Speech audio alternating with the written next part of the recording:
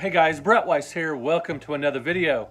If you're new to the channel, hitting that subscribe button is super helpful, so thank you for that. So I'm back in my normal spot in my game room for filming videos because my game room is back to normal. It's back put together because I am through shipping out all the pre-orders and Kickstarter copies of the NES Omnibus Volume 2.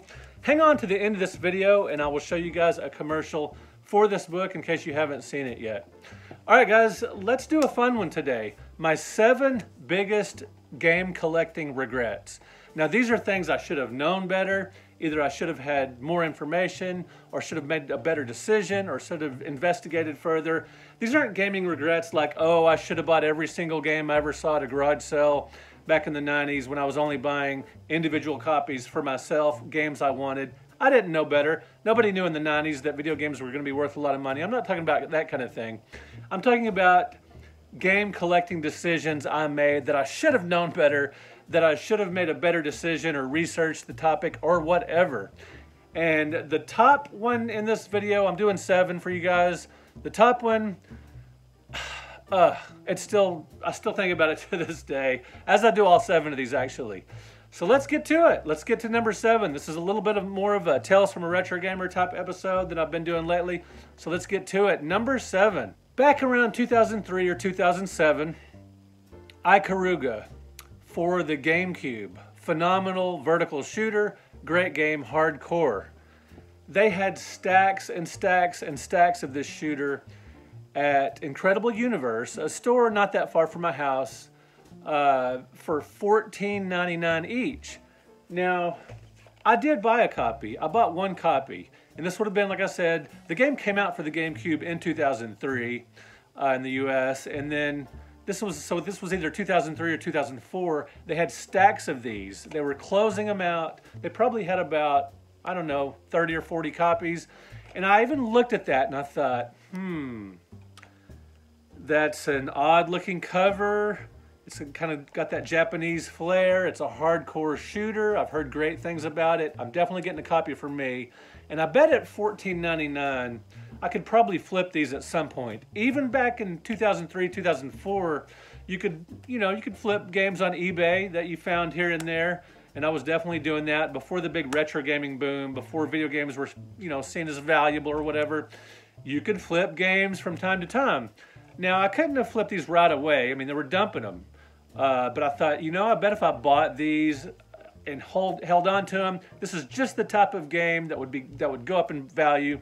But I didn't. I just bought the one copy for me, and it is still in beautiful condition. It's a great game. I still play, but I've only got the one copy, and I would love to have a ton of sealed copies to resell, to take to shows.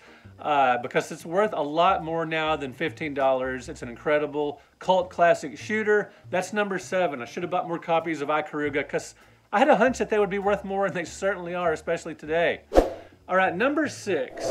Now, I can't show this one to you guys because it's a game I got rid of. I'm a huge Bomberman fan. Mega Bomberman for the Sega Genesis is my favorite of all time. I discovered the series on the NES back in the day, and I loved Bomberman 2 on the NES with the 2-player action. And there's a lot of great Bomberman games I've played through the years. I found an incredible copy of Super Bomberman Party Pack for the Super Nintendo, that comes with the multi-tap adapter, the big box. I found this at a pawn shop in Tyler, Texas when my kids were little, so this would have been, early 2000s or sometime. My wife and my mother-in-law and my kids, they were going to do their thing, go to the mall or zoo or something, and I wanted a little break. I was going around for a couple hours game chasing. I was going to bookstores and pawn shops and thrift stores and places like that. And at this pawn shop, I found Super Bomberman Party Pack in a big box for just $10. Now, even back then, it was probably, I don't know, $30, $40 game in the big box like that. But I found it for just $10 complete. And I got rid of it, I don't know, 3 or 4 years ago. I was kind of feeling the pinch. Money got a little tight. We had some expenses. And I was kind of looking around the game room a little bit thinking, if I sold off maybe some of my more expensive items, I could, breathe a little deeper And I thought, Super Bomberman Party Pack, I've got a lot of other versions of Bomberman. Mega Bomberman is the one I play the most. I can part with Super Bomberman Party Pack because I don't need it. Because anytime, like when my nephew would come over and my daughter and son, we would play Mega Bomberman 9 times out of 10. I said, hey, I can sell Super Bomberman Party Pack because it's worth at least a couple of $100. And I did sell it, and I've been regretting it ever since. Our finances eased up after that, and I decided not to sell the better things in my collection. And that was the one thing I sold. I found other ways to just, you know, ease the stress of finances a little bit, make a little extra money to sort of narrow that gap. And anyway, I wish I wouldn't have sold my copy of Super Bomberman Party Pack because my life is probably exactly the same today as it would have been if I didn't sell it. But I would have that awesome game in that cool box, and I don't want to spend $200 to get it now. You guys know, I'm sure you've all sold something you've regretted, and I definitely want you guys to comment on some of your gaming regrets, especially ones that you knew better at the time. Number 5, I once passed up a brand new Atari Jaguar in the box, of course, at a KB Toys. It was brand new, it was in beautiful condition. It's the last one they had. It was $30. This was right at the end of the Atari Jaguar life cycle. Toy stores were closing them out. I already had a Atari Jaguar, just one I had bought secondhand with some cartridges. I might have had a couple of boxed games at that point, but I thought, I've already got an Atari Jaguar, and $30? I should have bought it, because to this day, I still don't have a boxed Atari Jaguar. I've got a couple of loose consoles, you know, complete consoles with the hookups and everything. I got 2 or 3 controllers, but I don't have a boxed Jaguar, especially in that kind of condition. I just passed it up because I wanted to save $30 because I already had the console. Yes, I was collecting in the early, you know, just late 90s, early 2000s. Yes, I've been collecting all along for a very long time, and this would have been a great addition to my collection. But for some reason on that day, I didn't want to pony up a mere $30 for a brand new Jaguar. Yes, the system was considered not great. Yes, I already had an Atari Jaguar, but it would be so cool to have just this beautiful, perfect Atari Jaguar today in my game room, but alas, I do not, because I was not willing to give up $30.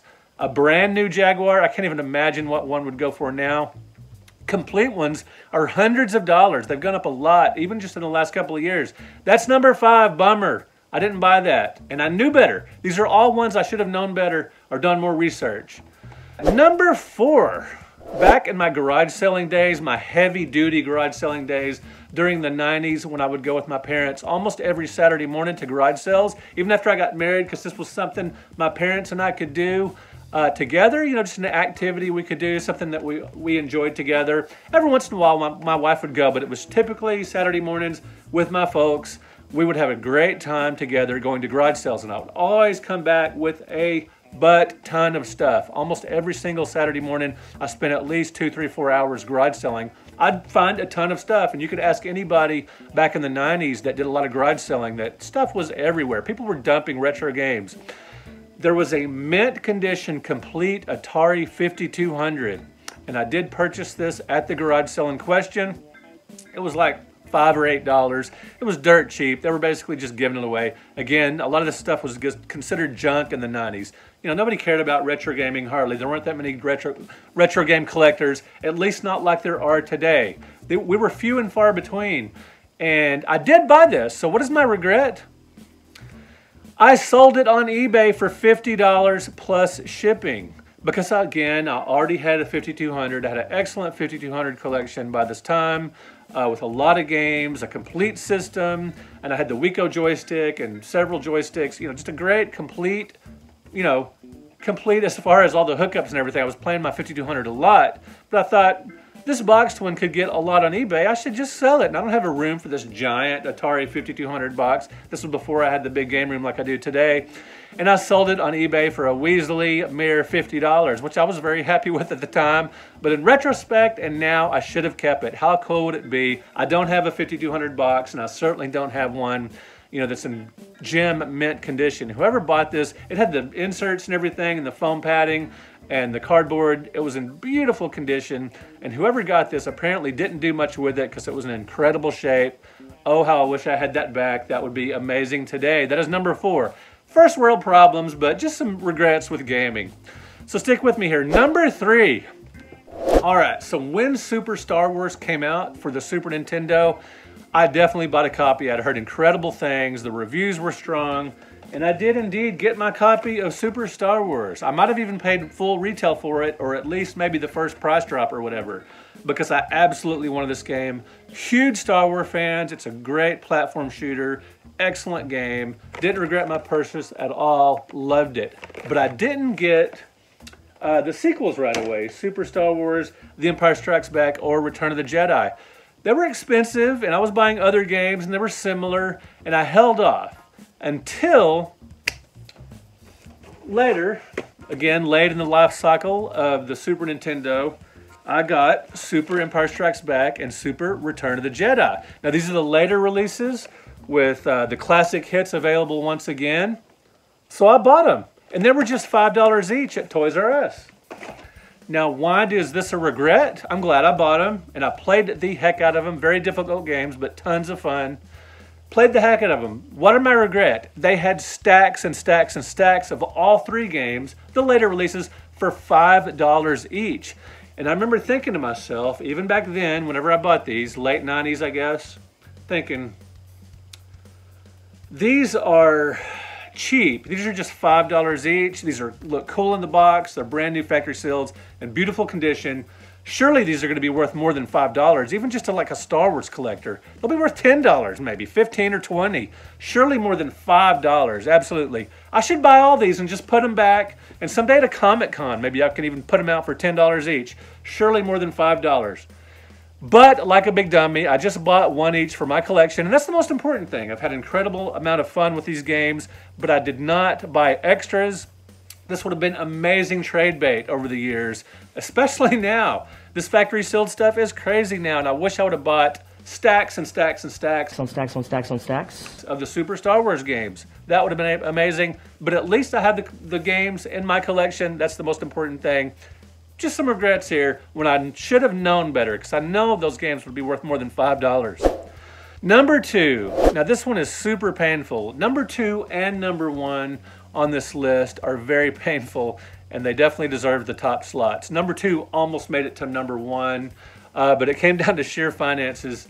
But number 2, I blew it big time in the late 80s. I was still living at home with my parents, and because they were super chill, and I was still kind of trying to figure things out, what I was going to do. I was on the verge of opening a couple of comic book stores with my brother-in-law, and in 1989 I got a job at Lone Star, and I was starting to do some really cool things I enjoyed as far as career paths go. But I was still living at home just to save money, because I was in no big hurry to move out because my parents were super awesome. And I had a massive ColecoVision collection. You guys know that that's my favorite pre-NES console and one of my favorite video game systems of all time. The ColecoVision, super nostalgic for me. By this point, even in the late 80s, I had a ton of games because I bought a ton during the great video game crash of 1983. And after that, I was buying, these brand new games for $5, $3, as low as $1 each. I had somewhere between 60 and 80 complete boxed ColecoVision games in the late 80s, and I love this collection. But at one point I thought, I could save a lot of time if I got rid of my boxes. Now, I've talked about this on this channel before. If you're new to the channel, you haven't heard this story, or maybe you haven't heard it, because I've talked about the ColecoVision quite a bit. You may have heard this story before, but I did indeed throw in the trash somewhere between 60 and 80 ColecoVision boxes, and a lot of these were the third-party titles that are now very hard to find, very rare, and very valuable, expensive. I did keep my cartridges.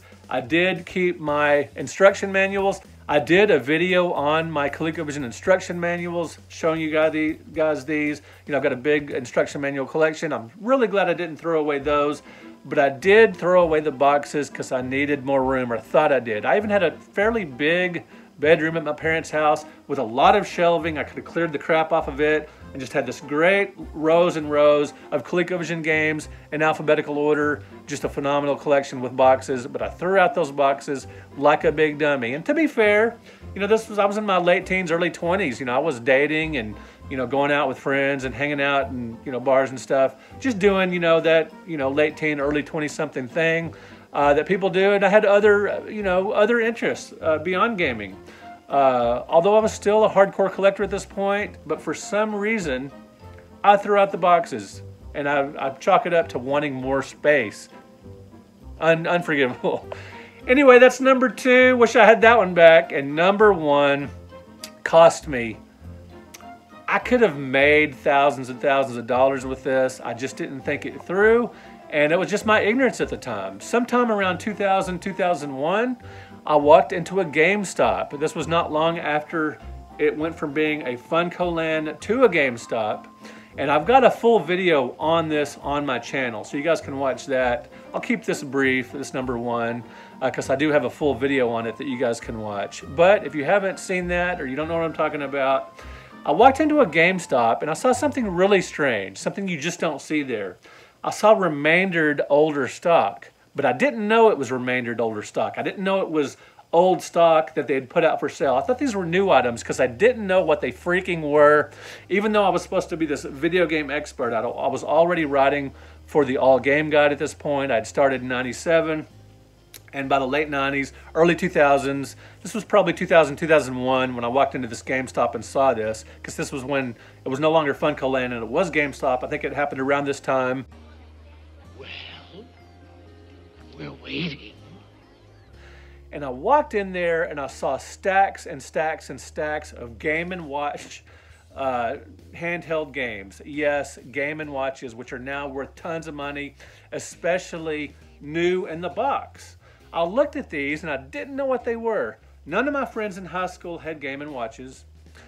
I didn't know anyone with Game & Watches. I don't remember seeing any commercials. I don't know. They just eluded me somehow. When I was at the toy store, doing game chasing, I was looking for consoles. I was looking for cartridges. The handhelds back then, I wasn't that into handheld gaming then. I had grown up with the handheld games like Mattel's handhelds, Merlin, remember that game? And of course, later on, I got a Game Boy and a Game Gear and all that. But just these Game & Watches, they never connected with me in any way. And when I saw these at GameStop, they just looked, okay, well, these are kind of cool. These could be cool party favors or something. I thought they were something just sort of retro that they brought out as new product. I didn't know what they were. I didn't look at the copyright dates. But I did buy 2 of each. They had Donkey Kong Jr., and some casino game, like a gambling game or something. That's my memory of the 3 titles that they had. And I bought 2 of each because I thought these are neat. They're Nintendo. I'm going to have one of each in my collection. I will try them at some point. And I'll put 1 of each on eBay. Yes, eBay. I started doing eBay in the late 90s, and I thought, surely on eBay, these will go for more than $1.99. At some point, at least. I mean, I thought they might have been new, but I thought they were underpriced at $1.99. So I thought, I just knew they were worth more than $1.99, but I didn't know they were from the early 80s. I didn't know what I was doing. And so I bought these 3, or these 6. I bought 3. There were 3 different games, and I bought 2 of each. 1 to keep, 1 of each to flip, just to see what would happen. I brought them on eBay, and I think I probably started them off at $9.99 each. Say, hey, I'll make $7 off each of these. Well, a short time later, they started taking off on eBay. And even back then, even in the early, this might have been, who knows, this might have been 2002, I don't know. But even in the early 2000s, these Game & Watches, brand new, were worth some money. And I remember they got up to around, I don't know, $180 each, $200 each. Yeah, even in the early 2000s, these were worth some money.